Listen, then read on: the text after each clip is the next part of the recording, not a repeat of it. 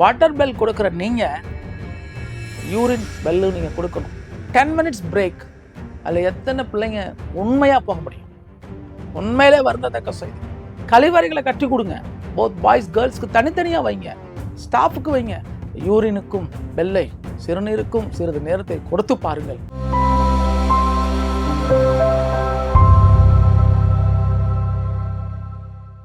வாழ நினைத்தால் வாழலாம், வலியா இல்லை பூமியில். என்னங்க பாடகர் நினச்சிட்டிங்களா? அந்த அளவுக்கு நம்ம இல்லைங்க. எஸ்பிபியோ அல்லது ஹரிகரனோ கிடையாதுங்க.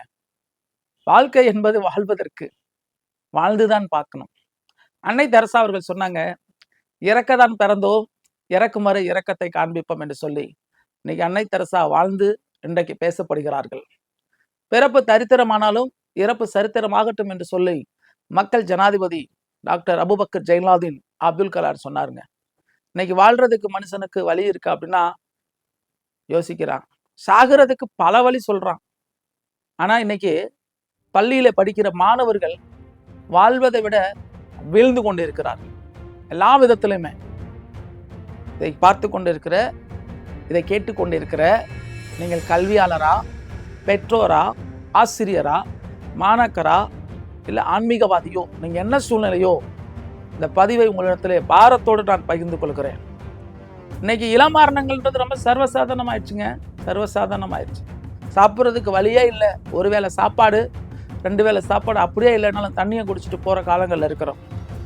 ஒரு காலகட்டத்தில் 3 இலவசமாக இருந்தது. 1 கல்வி, 2வது தண்ணி, 3வது சாப்பாடு.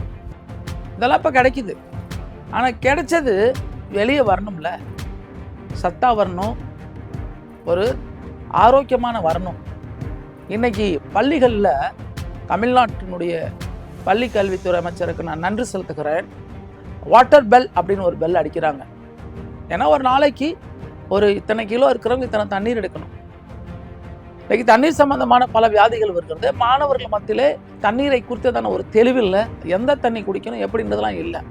ஆனால் பள்ளி கல்வித்துறை அமைச்சர் அவர்கள் வாட்டர் பெல் என்று சொல்லி காலையிலே முதல் 2 பாடவேளை முடிந்த பின்பு தண்ணீர் எடுத்துக்கொள்ள வேண்டும் என்று சொல்லி எடுத்துக்கொள்கிறார். உண்மையிலே வரவேற்கத்தக்கது. ஐ சல்யூட் த எஜுகேஷனல் ஸ்கூல் மினிஸ்டர்.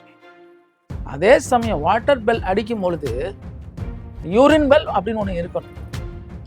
இதை ஏன் இன்னைக்கு பதிவு பண்ணுறேன் அப்படின்னா, இன்னைக்கு சர்வசாதாரணம் ஆயிடுச்சுங்க. ICU அப்படின்றது, இன்டென்சிவ் கிரிட்டிக்கல் கேர் யூனிட் அப்படின்றது ரொம்ப சர்வசாதாரணம் ஆயிடுச்சு.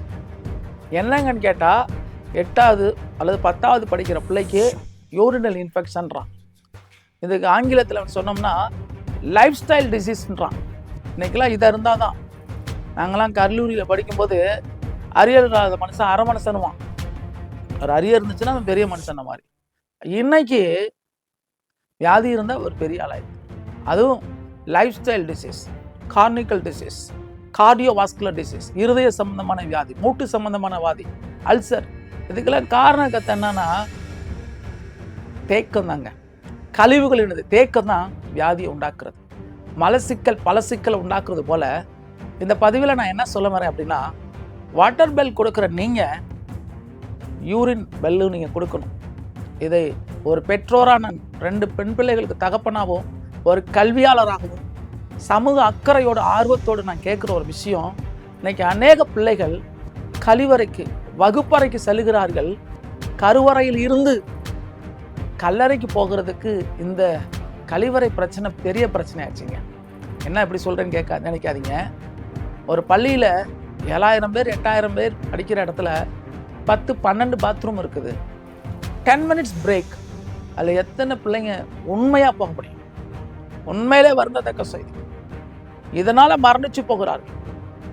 கழிவு நீர், சிறுநீரை வெளியே அனுப்பாமல் கண்ட்ரோல் பண்ணுறதுனால ஸ்டோன், ஜங்க் ஃபுட்னால ஸ்டோன், தக்காளி எடுத்துக்கொள்வதனால ஸ்டோன், இன்னும் பல வியாதிகள். இது ஒரு பேசிக்குங்க. சயின்ஸ் சொல்லுது, ஒரு நாளைக்கு ஒரு ஆண்மகன், ஒரு பள்ளி சிறார் அல்லது கல்லூரி மாணவன் அல்லது 40 வயசுக்கு மேட்டவங்க 8லேருந்து 12 தடவை நம்ம உள்ளே இருக்கிற சிறுநீரை வெளியே தள்ளிடணுமா?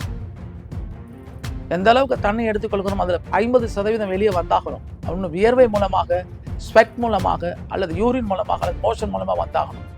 ஒரு பெண் பிள்ளையாக இருந்தாங்கன்னா ஒரு 8 முறையாவது போய் ஆகணும். இன்னைக்கு ரெஸ்ட் ரூம்னு போகிற வார்த்தை கெட்ட வார்த்தை மாதிரி ஆயிடுச்சுங்க. ஒப்பனை அறை என்று தமிழில் சொல்லுவாங்களே, ரொம்ப இதமாயிருச்சு. என்றைக்கெல்லாம் இப்படி சேர்த்து வைக்கிறார்களோ, that is a slow poison. ஒரு நாள் வரும், அது உயிரவே மாய்த்து கொள்ள முடியும்.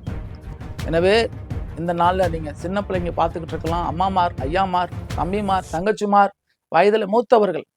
ஒரு நாள்லெல்லாம் 1960, 70 எல்லாம் இந்த மாதிரி வியாதியெல்லாம் நாங்கள் கேள்விப்பட்டதே இல்லைங்க.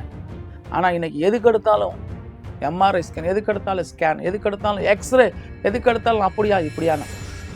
தண்ணீர் எந்த அளவுக்கு எடுத்துக்கொள்கிறீர்களோ, எப்படி வாட்டர் பெல் முக்கியமோ அதே போல் யூரினுக்கு பெல் அடித்து தயவு செய்து தாமதமாக வராங்களா ஆசிரியர்கள், தயவு செய்து மாணவர்கள் அலோவ் பண்ணுங்க. 4:15 பிரேக், 4:30 மணிக்கு முடிச்சுட்டு வராங்க, 4:35 அலோவ் பண்ணுங்க. இல்லை கழிவறைகளை கட்டி கொடுங்க. அல்ல ஒவ்வொரு பிளாக்குக்கும் எண்டில் போத் பாய்ஸ் கேர்ள்ஸ்க்கு தனித்தனியாக வைங்க, ஸ்டாஃபுக்கு வைங்க, சப்போர்ட்டிங் ஸ்டாஃப்க்கு வைங்க, நிறுவனத்துக்கு வைங்க, ஒவ்வொருத்தருக்கும் வைங்க, அலுவலகத்துக்கு வைங்க. இது இந்த சின்ன பிள்ளைங்க மாத்திரம் இல்லைங்க, பெரியவங்களுக்கு நான் சொல்கிறேன். வேலை செய்கிற இடத்துல அடக்கிக்கலாம், ஆட்டோவில் போய் இறங்கிக்கலாம், அப்புறம் பார்த்துக்கலாம் அப்படின்றது இது இப்போ இல்லை, பிற்காலத்தில் பெரிய பிரச்சனை உண்டாக்கிடும். ஒப்பனை அறை என்பது மிக மிக முக்கியம். வகுப்பறை வாழ்க்கையில் முக்கியம். கழிவறை ரொம்ப ரொம்ப முக்கியம். கருவறை முதல் கல்லறை வரைக்கும் மனுஷனுக்கு சில்லறை தேவை. அந்த சில்லறை தேவைக்காக வகுப்பறையில் படிக்கும் பொழுது அப்பப்போ அவனுக்கு ஓய்வு தேவை. அகற்ற வேண்டிய கழிவுகள் தேக்கம் இல்லாமல் இருக்குமானால் ஒரு ஆரோக்கியமான ஒரு இந்தியாவை, தமிழ்நாட்டை, திருச்சியை நீங்கள் உருவாக்க முடியும். எனவே இந்த பதிவில் நான் சொல்கிறேன், இளம் மரணங்கள் இப்படிலாம் வந்துடக்கூடாதுங்க. ரிப்போர்ட் எடுக்கும்போது அவர் யூரின் அடக்கிட்டதுனால அவர் வயிறு வெடிச்சிருச்சு. என்ன இது பாருங்க. தயவு செய்து சொல்கிறேன், தண்ணீரை எடுத்துக்கொள்ளுங்கள்.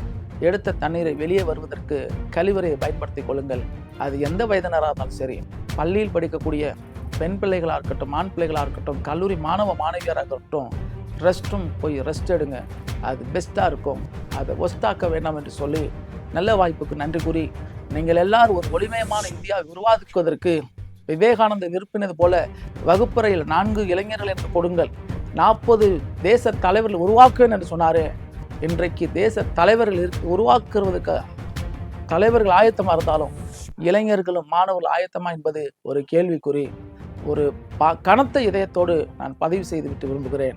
வாட்டர் பெல்லுக்கு நேரம் கொதிக்கிற நீங்கள் யூரினுக்கும் பெல்லை, சிறுநீருக்கும் சிறிது நேரத்தை கொடுத்து பாருங்கள். ஒளிமயமான ஒரு ஆரோக்கியமான இந்தியா உருவாகும் என்பதில் எவ்வளவு வேணும் சந்தேகம் இல்லை. மீண்டும் ஒரு பதிவிலே இனி ஒரு சுதந்திரம் உண்டாகட்டும் என்று சொல்லி நல்ல வாய்ப்புக்கு நன்றி கூறி விடைபெறுகிறேன். உங்கள் நலம் விரும்பி உங்கள் பேராசிரியர் ச. அருள். நன்றி, நன்றி, நன்றி.